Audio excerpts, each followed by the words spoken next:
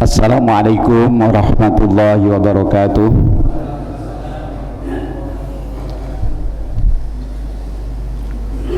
Hamdan wa syukran lillah, wassalatu wassalamu ala rasulillah Muhammad ibn Abdillah wa ala alihi wa ashabihi wa man tabi'ahudah. Yang kami hormati Ustadz Fathur Rahman Kamal LC MA, Ketua Majelis Tabligh Pimpinan Pusat Muhammadiyah, yang alhamdulillah sudah hadir di tengah-tengah kita, para bapak dan ibu sekalian jamaah subuh yang dirahmati oleh Allah. Marilah kita bersyukur kepada Allah Subhanahu wa ta'ala di pagi hari subuh ini, cuaca cerah dengan segala kesejukannya. Allah memberikan kesempatan dan kesehatan kepada kita sehingga bisa hadir berjamaah subuh bersama, dan nanti kita sambung dengan pengajian ba'da subuh. Untuk itu marilah kita senantiasa meningkatkan tasyakur kita kepada Allah, agar Allah senantiasa menambah nikmatnya kepada kita. Salawat dan salam tentu tidak lupa kita sanjungkan pada junjungan kita Nabiullah Muhammad sallallahu alaihi wasallam, pada seluruh keluarga dan para sahabatnya. Bapak Ibu jamaah yang dirahmati oleh Allah, kita bersyukur pagi hari ini beliau Ustadz Fathur Rahman Kamal berkenan hadir di tengah-tengah kita. Bahkan insya Allah nanti beliau pun juga akan memberikan tausiah pada saat pengajian milad yang akan diselenggarakan nanti pagi atau mulai jam 8 ya, di Pendopo Kabupaten Demak. Beliau juga akan menyampaikan tausiahnya, dan pagi hari ini beliau insya Allah akan membawa satu tema yang akan disampaikan oleh beliau, yaitu spirit hijrah dari masjid membangun peradaban. Untuk itu mari kita ikuti dengan seksama kajian yang akan beliau sampaikan. Dan sekali lagi perlu kami sampaikan, beliau tentu tidak asing bagi kita di Demak, karena sudah beberapa kali beliau hadir di tengah-tengah kita, baik di tingkat pimpinan maupun di jamaah ya, yang setiap ada event beliau alhamdulillah bisa hadir di tengah-tengah kita, terutama event-event yang penting, baik itu yang sifatnya upgrading atau sifatnya pembekalan pada pimpinan, maupun juga pemantapan kepada seluruh anggota jamaah Muhammadiyah di Kabupaten Demak. Bapak dan Ibu sekalian, untuk itu marilah kita awali, kita buka bersama kajian ba'da subuh kali ini dengan bersama membaca basmalah. Bismillahirrahmanirrahim. Selanjutnya waktu sepenuhnya kami aturkan kepada Ustadz Fathur Rahman Kamal. Insyaallah nanti Ustadz kita akan berakhir pada jam 6, karena nanti jam 8 kita juga punya kegiatan yang tadi kita sudah sampaikan. Untuk itu waktu kami persilakan. Assalamualaikum warahmatullahi wabarakatuh. Alhamdulillahirabbil alamin alladzi hadana lil Islam wa hadana bil Quran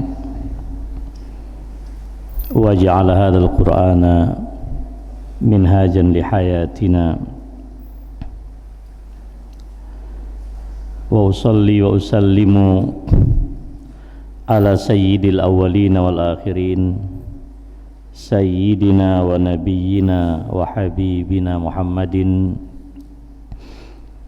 wa ala alihi at-tahirin at-tayyibin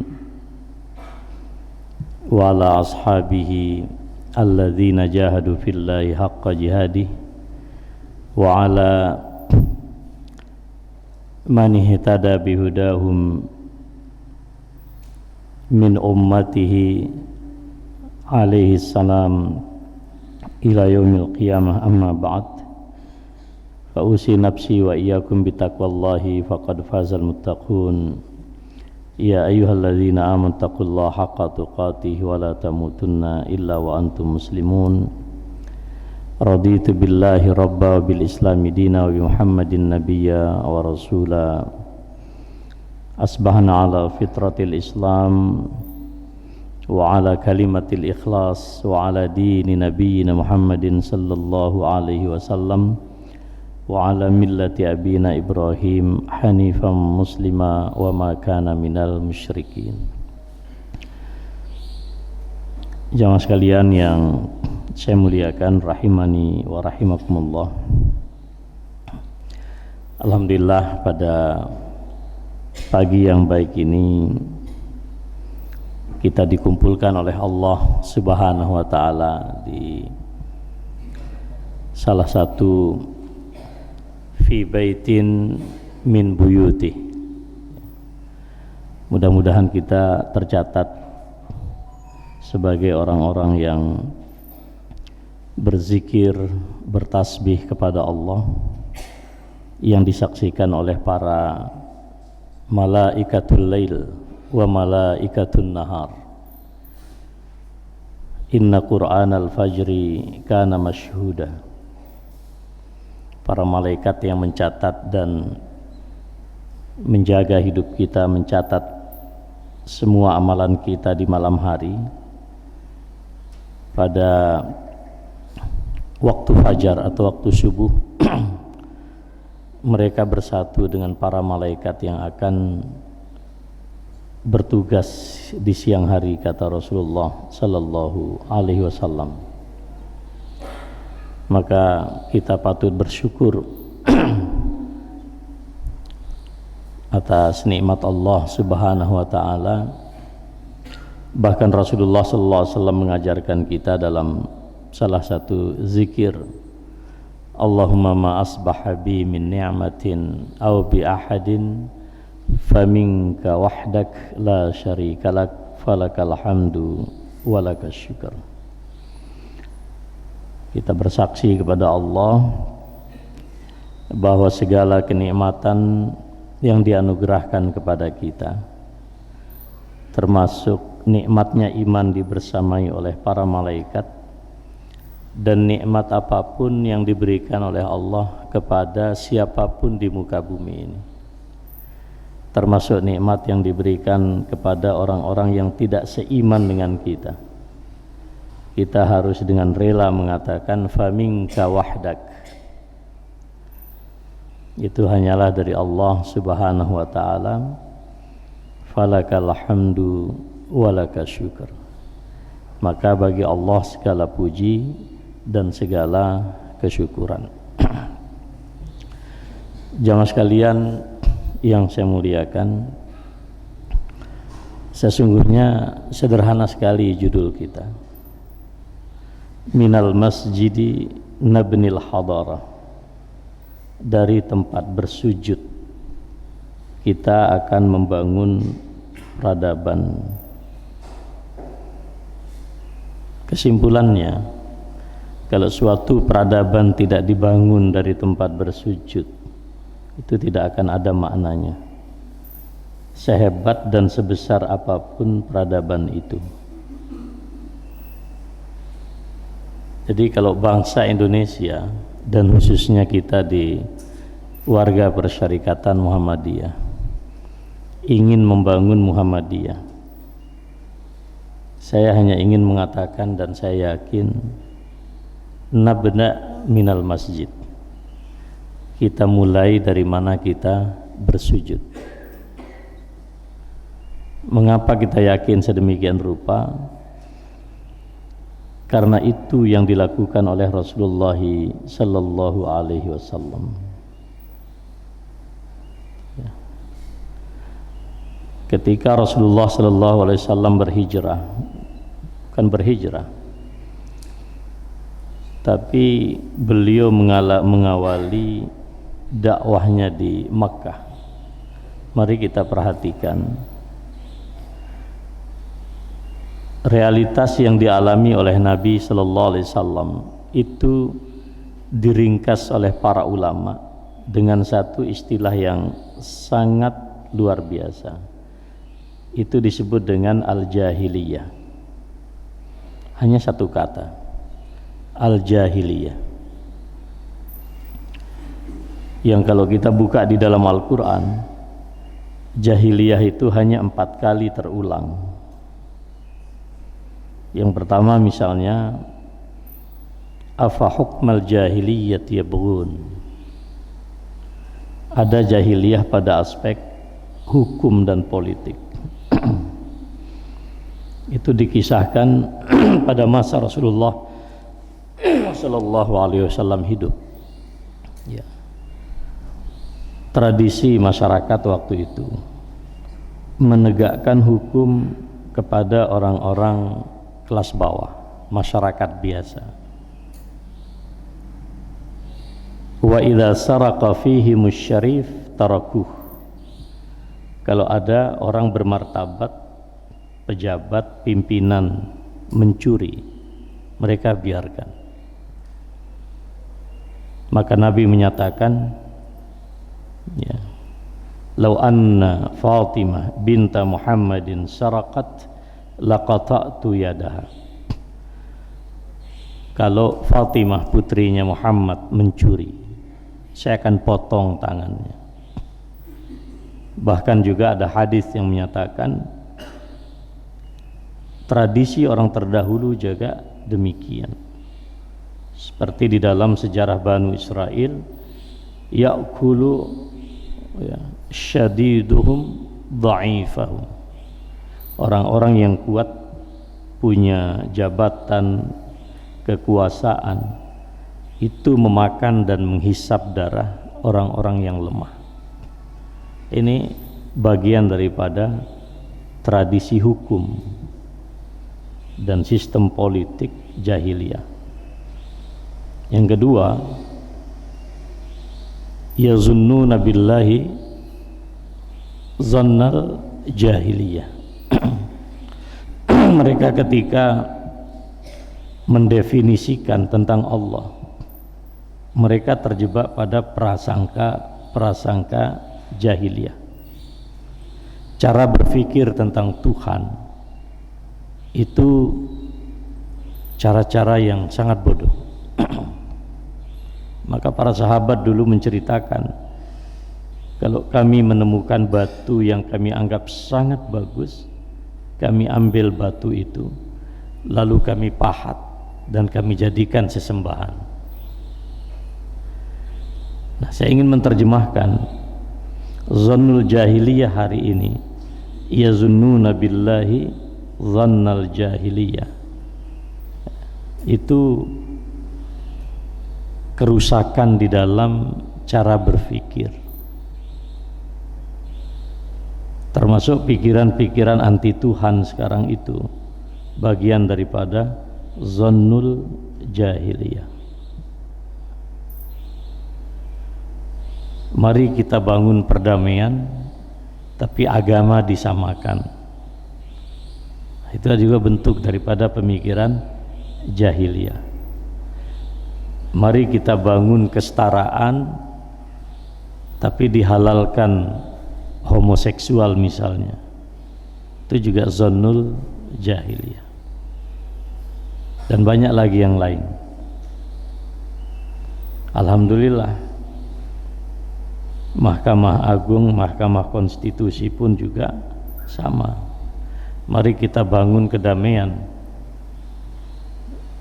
Pengadilan Jogja, Pengadilan Surabaya dulu memutuskan legalisasi kawin antar agama. Alhamdulillah negara ini masih disayangi oleh Allah.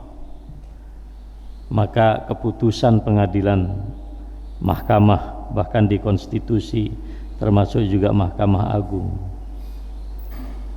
kawin antar agama tidak sah di dalam pandangan negara, karena ini yang sesuai dengan maqasidus syariah. Kita berterima kasih kepada MK. Yang ketiga, wala tabarrajna tabarrujal jahiliyatil ula. Dulu tradisi di jahiliyah, kalau ada, mohon maaf, perempuan itu ingin menggoda orang lain, maka dia menggunakan perhiasan-perhiasan tertentu atau menggunakan gerakan-gerakan tertentu untuk menarik lawan jenisnya. Nah, ini saya terjemahkan sebagai kejahiliahan budaya.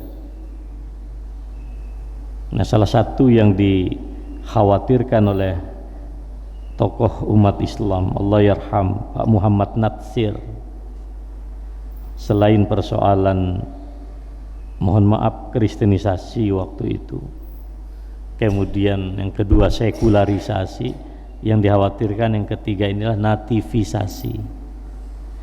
Tradisi-tradisi sebetulnya jahiliyah dalam kebudayaan kita itu kemudian justru diformalkan. Ini tradisi. Baru yang keempat, jahiliyah itu hamiyatal jahiliyah. Jadi hamiyatal jahiliyah itu bangunan kepribadian yang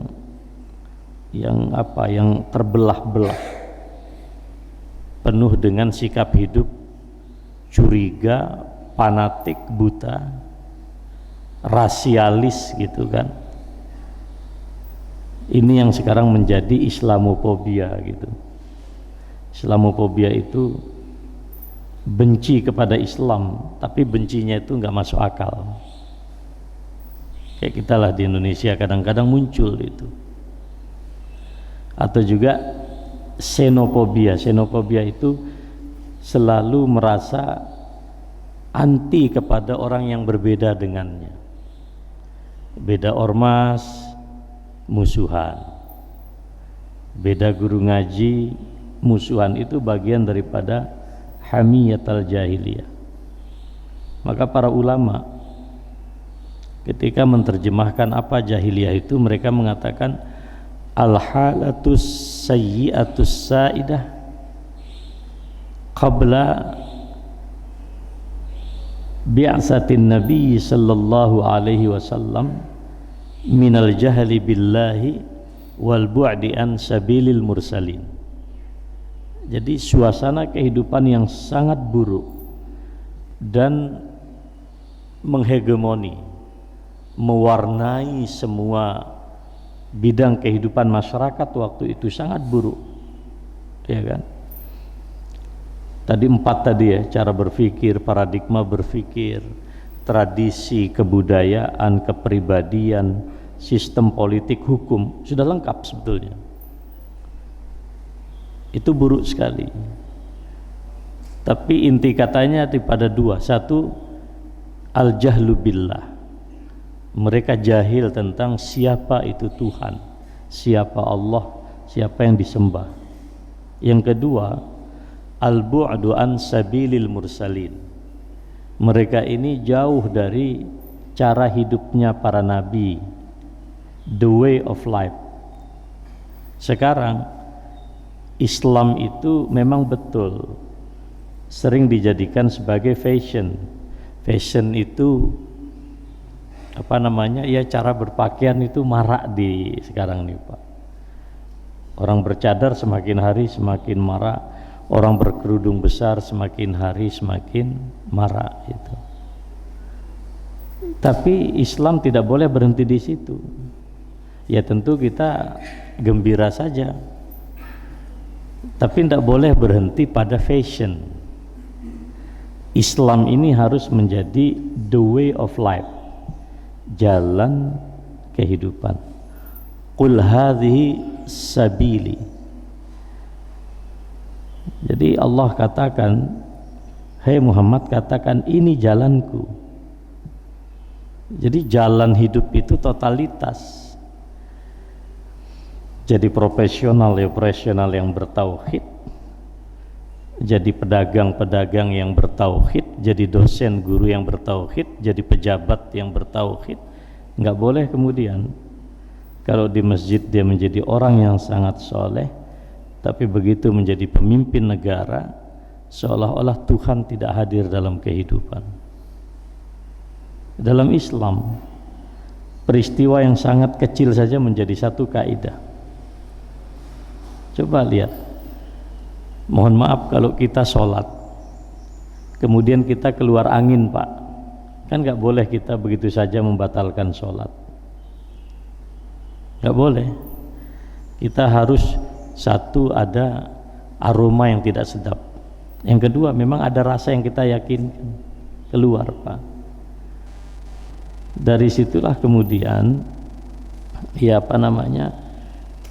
al-yaqin la yuzalu bisyak.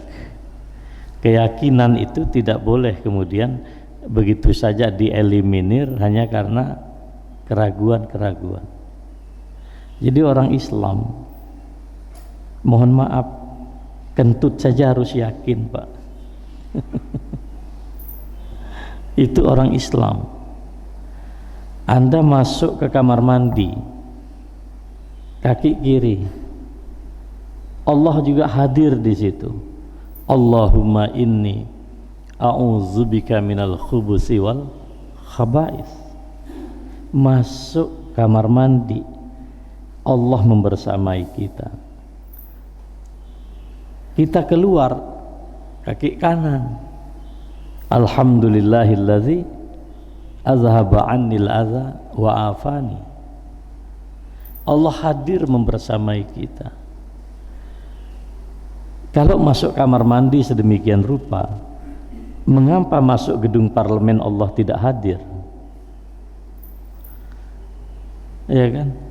Sehingga menentukan hukum berzina saja masih pusing gitu. Itu, Pak. Mengapa masuk istana kemudian Allah menjadi tidak ada? Mengapa masuk kantor bupati Allah menjadi tidak ada? Masuk pasar, masuk mall Allah tidak ada. Sementara masuk kamar mandi saja ada tuntunan. Itu luar biasa Islam mengajarkan kita. Nah, jadi ketika Allah menyatakan ya ayyuhallazina amanu dukhulu fis silmi kafah, itu terjemahnya Anda masuk kamar mandi Allah menyertai Anda, masuk istana presiden Allah juga menyertai Anda, masuk pasar Allah menyertai Anda, fis sirri wal alaniyah Allahu ya'lamuka, dalam kesendirian, dalam keramaian Allah mengelmui dirimu. Jadi orang beriman itu, itulah kafah, ya kan. Yang kedua, memang ada tipologi orang berislam itu parsial. Wa minan nasi man ya'budullaha ala harfin in asabahu khairun itma'an nabi. Jadi menyembah Allah itu di tepian sini, Pak, nggak mau dia di tengah, tepi aja. Karena kalau di tepi itu gampang lari. Kalau Islam menguntungkan, Islam dipakai. Contohnya apa? Besok pemilu 2024, banyak orang tiba-tiba berkerudung, banyak orang tiba-tiba ke masjid, banyak orang tiba-tiba ke pesantren. Selama ini teriak tidak boleh berpolitik identitas. Tapi kalau kerudung menguntungkan secara politik, berkerudung dia, bukan karena Allah mensyariatkan. Kalau dia hadir ke masjid, bukan karena dia menyadari innama ya'muru masajidallah man amana billahi wal yawmil akhir, bukan karena ayat itu, Karena memang masjid ini punya jamaah dan jamaah ini menguntungkan. Nah, ini yang dihadapi oleh Rasulullah sallallahu alaihi wasallam. Maka wajar kalau ayat pertama yang beliau terima itu Iqra bismi rabbikal ladzi khalaq. Tradisi jahiliyah ini harus diganti dengan tradisi al-alimiyah. Jahil lawan katanya alim. Maka sesuatu yang bodoh, sungguh bodoh, itu ditambah dengan ya dan tak marbutah. Dan kalau sudah mengatakan jahiliyah, tidak ada tafsir lain selain kebodohan, sesungguh-sungguhnya kebodohan. Sama dengan al-alimiyah, tidak ada suatu ilmu orang yang berilmu seilmu-ilmunya orang berilmu, itu disebut al-alimiyah. Nah, terkait dengan apa yang kita sekarang ini, coba lihat di bawah sekalian. A'udzubillahi minasyaitonir rajim. Inna iddatasy-syuhuri 'indallahi 12 syahra yauma khalaqas samawati wal ard minha arba'atun hurum. Fala tazlimu fihinna anfusakum dzalika ad-dinul qayyim.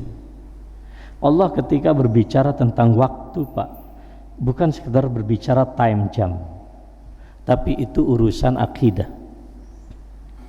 urusan keakidah, ya. Jadi 12 bulan yang kemudian 4 diantaranya suci, itu sudah ditetapkan oleh Allah pada saat Allah menciptakan langit dan bumi. Artinya, Pak, hidup kita Senin, Selasa, Rabu, Kamis, Jumat, Sabtu, Ahad, gitu kan. Muharram, Safar, Rabiul Awal, Rabiul Tsani, Jumadal Ula, Jumadal Tsaniyah, Rajab, Sya'ban, Ramadan. Kemudian Syawal, Zulqa'dah, Zulhijjah. 4 diantaranya suci. Zulqa'dah, Zulhijjah, kemudian Muharram berurutan kata Nabi, 1 sendirian yaitu Rajab. Semuanya itu sudah ontologis, sudah kodrati. Artinya apa? Kalau ada hari Senin sampai Ahad, kemudian dari 24 jam hidup kita, ini tidak ada yang lepas dari Allah. Maka Ibnu Athaillah menyatakan, ma min nafasin tubdihi illa wa fihi qadarullahi yamdi alaik aulak. Tidak ada satu nafas yang kita tarik dan kemudian kita hembuskan kecuali di situ ada takdir Allah yang sedang berlaku. Nah, jadi orang hidup itu berbicara waktu, itu berbicara iman. Berbicara waktu berarti berbicara tempat. Saya tadi malam sekitar 9:30 atau jam 10 tiba di Demak. Kita berbicara tentang waktu. Ketika saya berbicara 9:30 malam, jam 21:30, maka saya berbicara ruang dan tempat, waktu. Maka nggak boleh perjalanan ini sia-sia, Pak.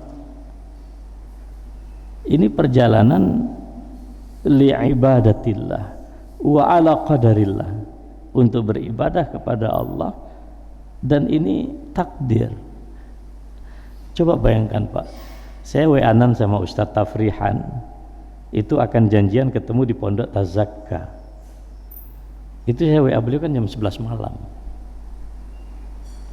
Karena ternyata kita di situ ada acara di cancel. Ya sudah, saya bilang sama beliau, saya tidak jadi, kita janjian di Tazakka, biar saya datang dari Jogja langsung ke Demak. Coba, itulah takdir Allah.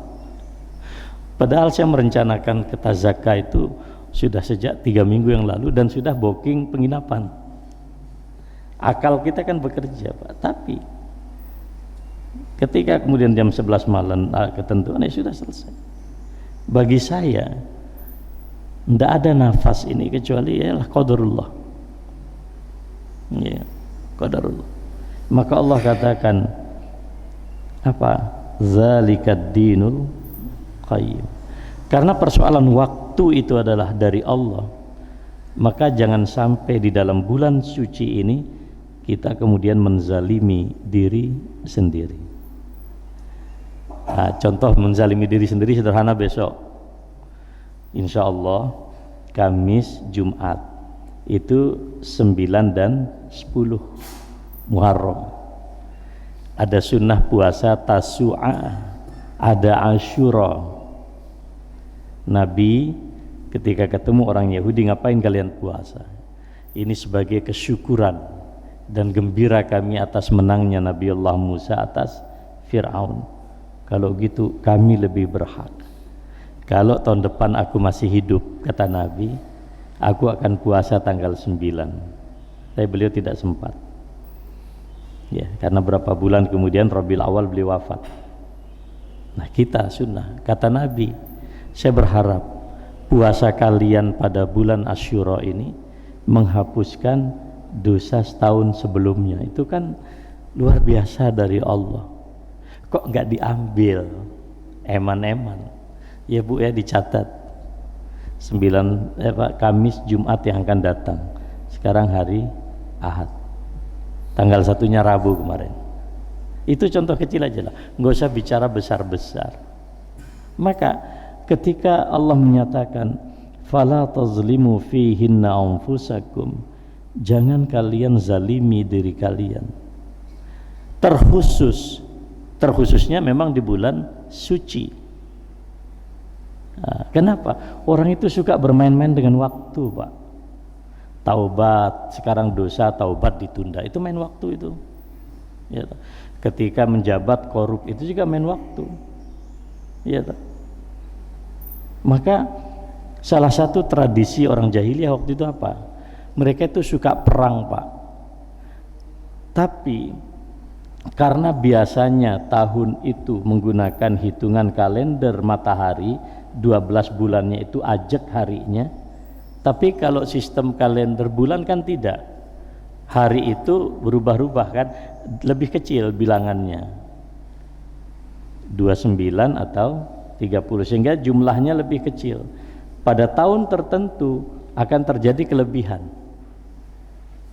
Nah, kalau mereka sedang punya kepentingan perang, mereka mengatakan ini belum bulan Muharram, ini masih bulan ekstra, bulan tambahan. Jadi hati-hati. Jadi kalau Bapak jadi bupati, konstitusi mengatakan 2 periode, udah cukup itu, nggak usah nambah-nambah. Itu Pak, coba nambah, mesti persoalan konstitusi Pak. Zuhur 4 rakaat, waktunya jelas, zawal matahari, udah nggak usah neko-neko. Wah, nanti kita jam 12 akan ada rapat gitu, kalau gitu dimajukan saja duhurnya jam 10. Nggak bisa, nggak bisa. Jadi ini kita berbicara tentang waktu, dan sekarang ini banyak orang mempermainkan waktunya, termasuk para jomblo fisabilillah. Jadi kalau nikah itu baiknya usia 25 gitu, jangan ditunda-tunda ya, kecuali memang ya belum mampu. Kalau belum mampu, kata Nabi sederhana saja, fa'alaihi bisyam, itu saja. Kan pertanyaan, sampai kapan sampean puasa? Kiamat sudah dekat. Jadi ini para jomblower fisabilillah. Nah, sekarang ada jomblo itu nggak sekedar jomblo, tapi ada ucapan fisabilillah biar tenang gitu. Berarti ada jomblo fi ghairi sabilillah kan gitu. Bukan di jalan Allah.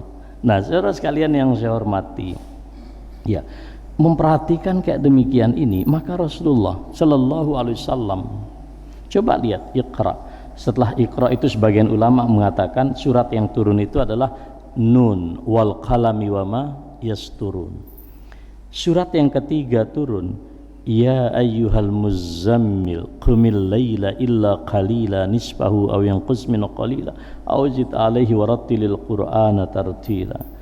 Ya, inna sanulqi alaika qawlan thaqila inna nasyi'atal laili ashaddu wat'an wa aqwamu qila inna laka fin nahari sabhan tawila wadhkur isma rabbika wa tabattal ilaihi tabtila.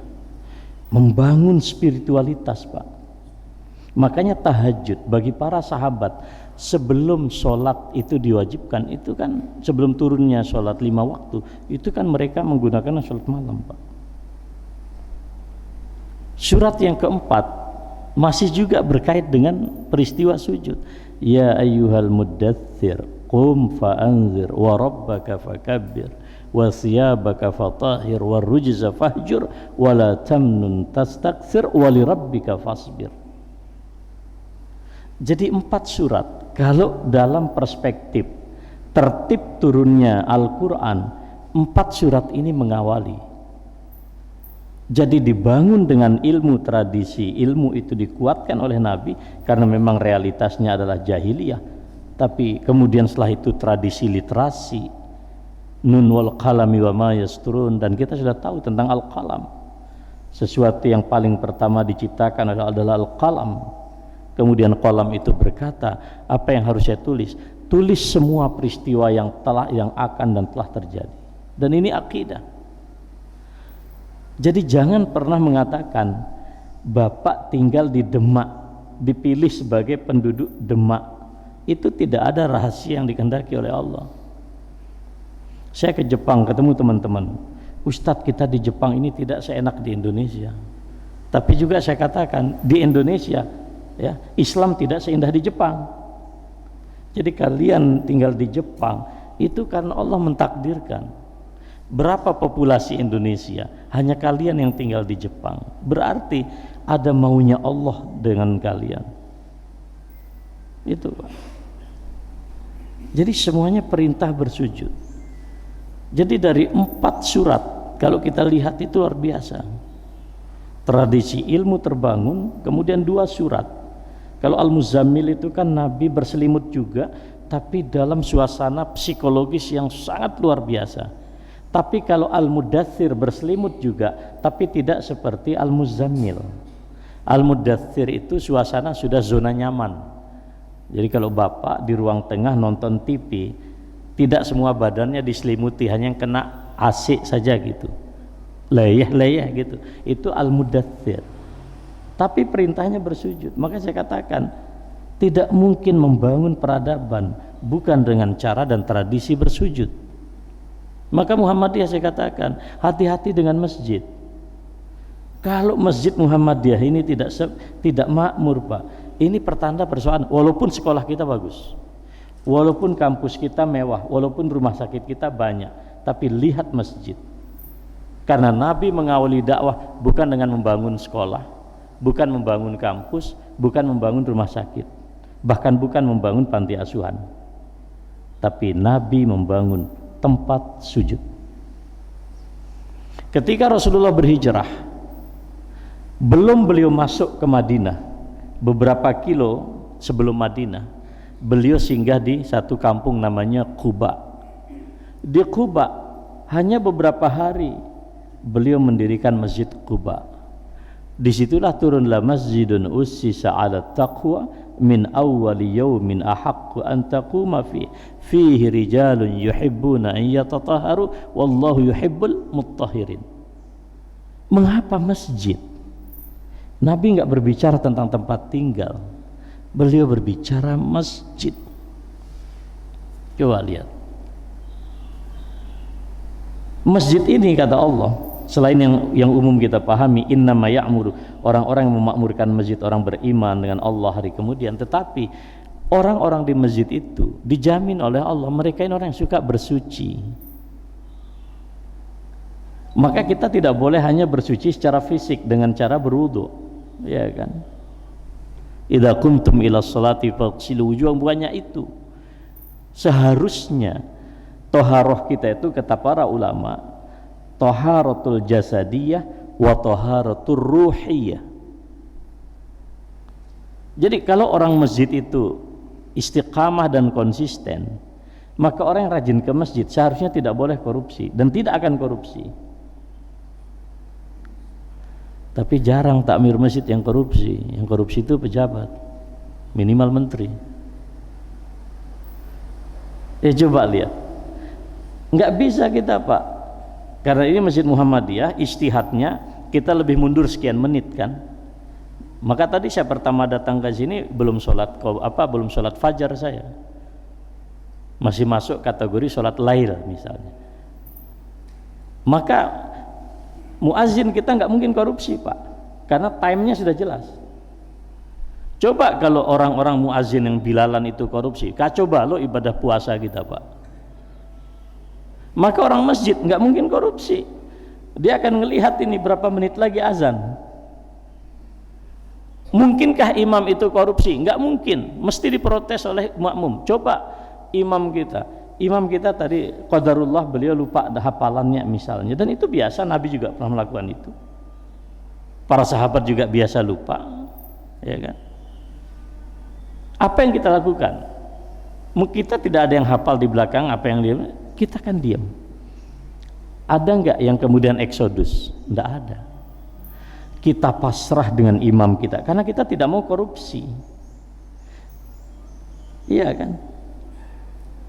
Coba kalau imamnya sengaja tambah rakaat menjadi 3, saya yakin semua kita akan teriak subhanallah. Seharusnya ketika menteri mengelola dana negara itu ada tanda-tanda kemudian tidak fair menggunakan dana negara, seharusnya semuanya teriak di kantor itu subhanallah. Ini persoalannya, menterinya korupsi, semua pejabat diam, tidak ada yang mengingatkan. Tiba-tiba dihitung KPK habis sekian triliun, itu gara-gara tidak ada ajaran subhanallah. Coba kalau imam salah Pak, ya toh, boleh surat Al-Quran ditawar tapi tidak untuk Al-Fatihah. Oleh karena itu kalau imam salah Al-Fatihah, ya itu tidak boleh, karena Al-Fatihah itu rukun sholat. La sholata illa bil Fatihah, bi Fatihatil kitab. Coba lihat. Tapi dia boleh bismillah jahar, boleh tidak sama sekali. Itu bukan wilayah korupsi, itu wilayah opsional. Ya gitu. Dan jujur betul imam itu. Imam kalau bawa sholatnya, dia dapat pahala. Kalau di sini ada 100 orang, maka 100 pahala mengalir kepada imam. Tapi ingat, sekali imam korupsi, misalnya dia kentut, tapi nggak jujur kentut, maka semua yang ditanggung. Itu tradisi masjid. Jadi kalau orang sampai ada yang lupa betulan dan ingatnya di ujung, masih dia disyariatkan sujud sahwi. Bahkan sujud sahwi pernah dilakukan oleh Nabi setelah beliau salam. Mekanisme sholat itu sangat luar biasa. Cuman kalau korupsi gimana sujud sahwinya itu?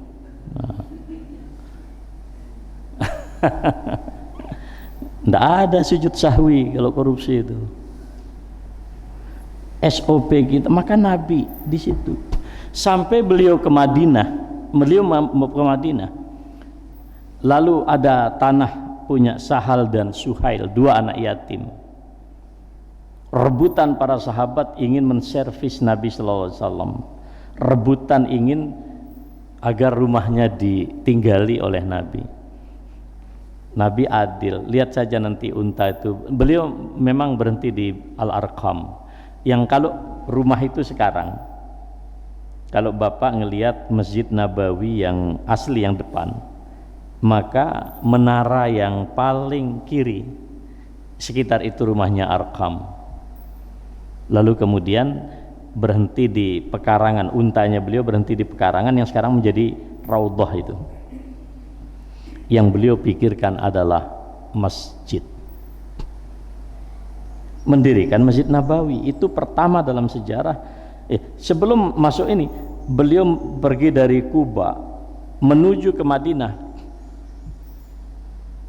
Eksekusi sholat Jumat pertama kali, maka ada namanya Masjidul Jumu'ah.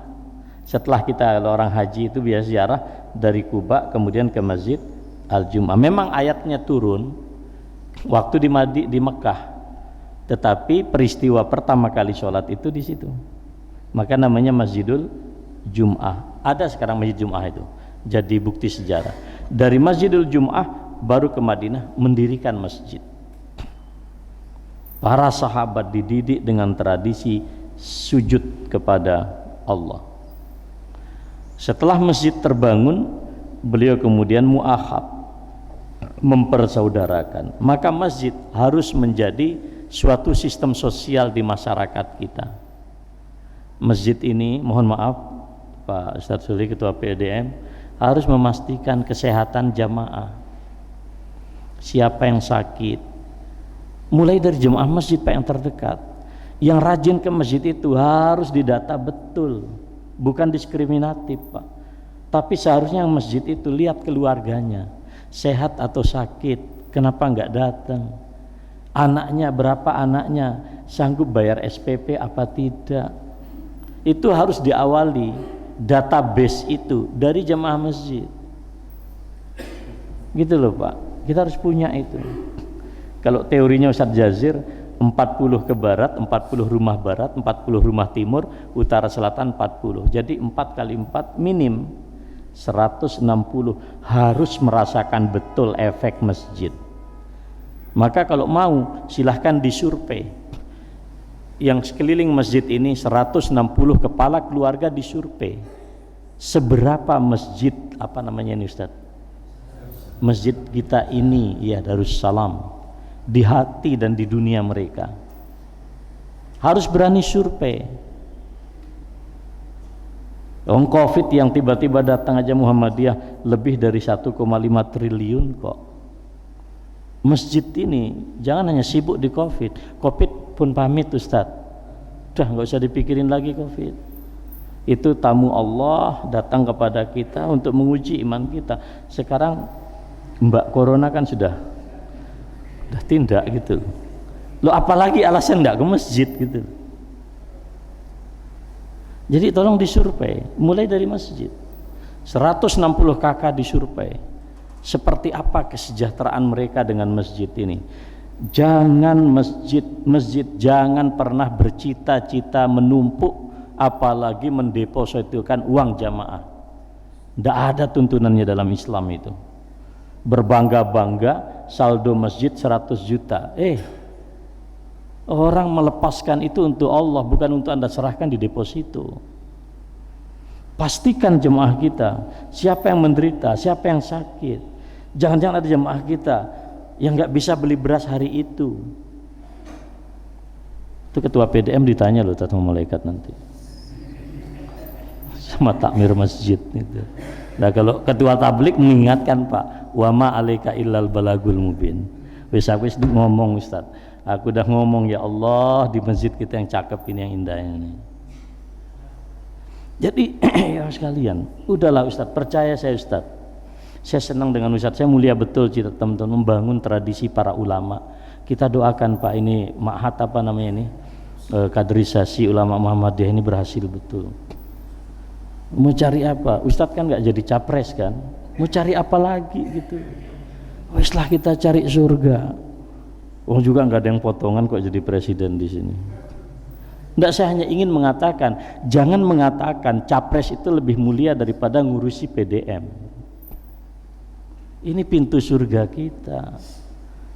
Presiden siapapun dia mati juga Pak, bingung besok kalau mati. Karena semua kita akan kembali kepada Allah. Jadi kalau kita sekarang ini kita sedang menata jalan kembali kepada Allah. Jumat jemaah saya Pak di pondok masih ngaji, masih kita senyum. Ahad masih nilai cucu silaturahim. Ahad seger buger. Orang timur juga Bang, dekat pondok Bang. Pak Agus Repo, ya Allah, Senin pagi dini hari bayangkan, dipanggil oleh Allah. Beliau mau sholat tahajud, muntah darah. Saya bilang sama ibu, itulah akhir perjanjian beliau dengan Allah. Jam 3 meninggal. Saya ke sana, buka apa namanya, kafan beliau.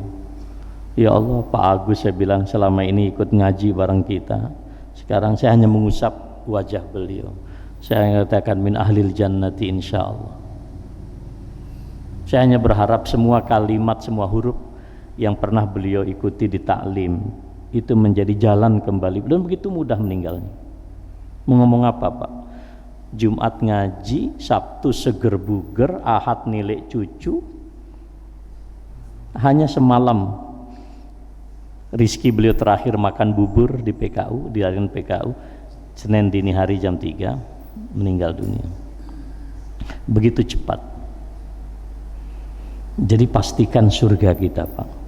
Maka singkat cerita, Ustadz ingin saya matur, para teoritis, para ilmuwan peradaban di dunia mengatakan peradaban yang berjaya itu adalah peradaban yang masih mempertahankan pondasi spiritualitas.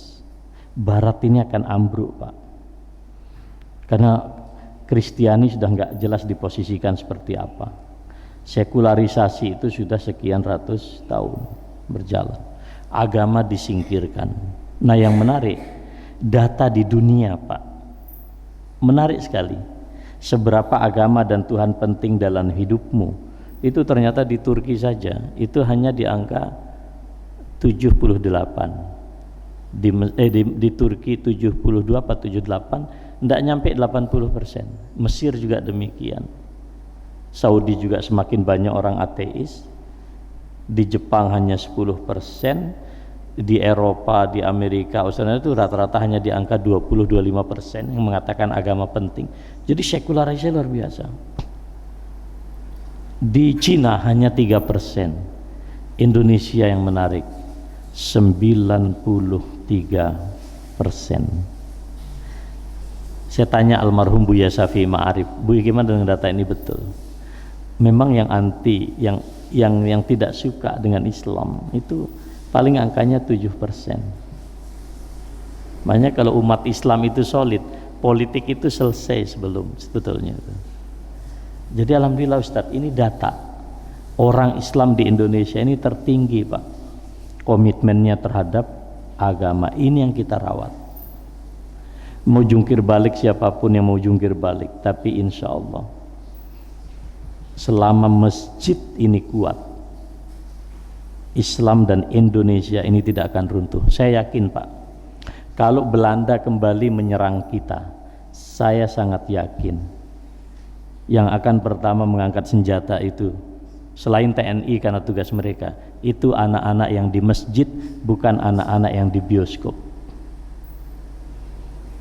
Karena kalau Indonesia ini diserang oleh musuh, kita mencari surga, tapi kalau orang hidupnya itu terlalu banyak di bioskop, dia akan lari dari kematian. Maka para syuhada itu di masjid. Makanya saya sampaikan kepada teman-teman TNI, kalau ingin melatihkan nasionalisme, bukan di mall, bukan di mall-mall, bukan di bioskop-bioskop yang tambah mewah itu. Anda melatihkan nasionalisme di masjid. Saya pun kalau Belanda datang, kita mungkin instruksi pertama kepada para mubalik Indonesia, terjun kalian ke medan perang. Kita cinta Indonesia ini. Kenapa? Besok kita masuk ke dalam surga, dan itu hanya ada tarbiyah imaniyah di masjid. Nggak mungkin ngomong kayak gini di bioskop. Tapi orang lebih banyak mendukung bioskop, bupati lebih banyak mendukung bioskop ketimbang mendukung masjid. Coba, berarti ada yang harus diluruskan. Jadi saya yakin Bapak sekalian, Indonesia dan khususnya persyarikatan kita ini, selama Masjid Muhammadiyah itu makmur ya, dengan makna yang luas gitu, bukan hanya rame sholatnya tapi juga makmur sejahtera warganya gitu, saya yakin Allah yang akan menjaga Muhammadiyah ini. Allah yang akan menjaga Muhammadiyah. Nah saya kira demikian. Nasrun minallahi wa fathun qarib wa basyiril mu'minin. Wassalamualaikum warahmatullahi wabarakatuh. Terima kasih Ustadz Fathur Rahman Kamal yang telah menyampaikan perihal spirit hijriah dari Masjid Membangun Peradaban, yang kalau kita cermati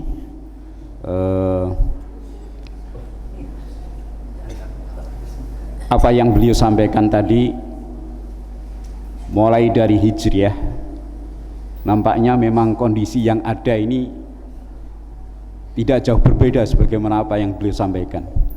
Hijrah dalam pengertian baik itu hukum, politik dan sebagainya, nampaknya suasana kehidupan kita ini miriplah.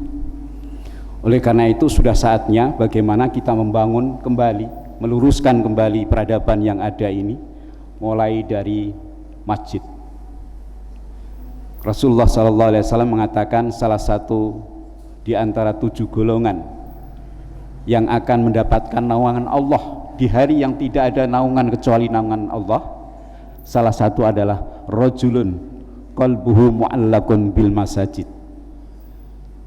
Monggo Bapak Ibu sekalian, ini tadi kita sudah disentil mulai dari PDM dan takmir bagaimana membangkitkan girah spirit hijrah ini, kita mulai dari masjid. Namun beliau masih memberikan kesempatan kepada kita, barangkali ada yang menanggapi dan ingin mendapatkan penjelasan kembali terkait dengan hal yang terkait. Monggo, mungkin ada 1-2 penanggap, silakan Bapak Ibu, silakan. Dari Ibu barangkali, biasanya ibu-ibu kritis ini. Tidak ada? Cukup? Syekh? Cukup? Wah, ini Syekh apa?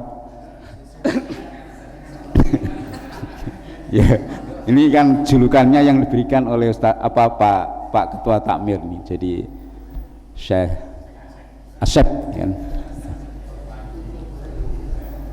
Oke, karena tidak ada, karena ini nanti juga kita ada kegiatan lagi yang juga beliau insya Allah akan berikan penandasan dan penguatan kepada terutama pada para pimpinan daerah baik Aisyah maupun Muhammadiyah dan juga jamaah yang diundang. Mudah-mudahan nanti beliau juga dalam kondisi sehat bisa menjalankan amanah yang sudah beliau emban dari rumah kemudian menuju ke Demak. Sejak tadi malam 9:30 beliau sudah rawuh. Bapak Ibu sekalian, demikian kajian subuh pagi ini. Mari kita syukuri bersama kesehatan yang diberikan Allah sampai saat ini dengan baca hamdalah. Alhamdulillahirabbil alamin. Kami mohon nanti bagi yang sudah mendapat undangan, karena memang pendopo itu terbatas, maunya kita menghadirkan sebanyak-banyaknya. Karena pendopo terbatas, maka kita batasi sehingga siapa yang diutus oleh cabang masing-masing monggo nanti bisa rawuh bersama beliau, tentu akan mendapatkan penguatan-penguatan keimanan kita yang akan menjadi dasar kita untuk berjuang 5 tahun ke depan, ya, periode priorisasi ini. Demikian, wassalamualaikum warahmatullahi wabarakatuh.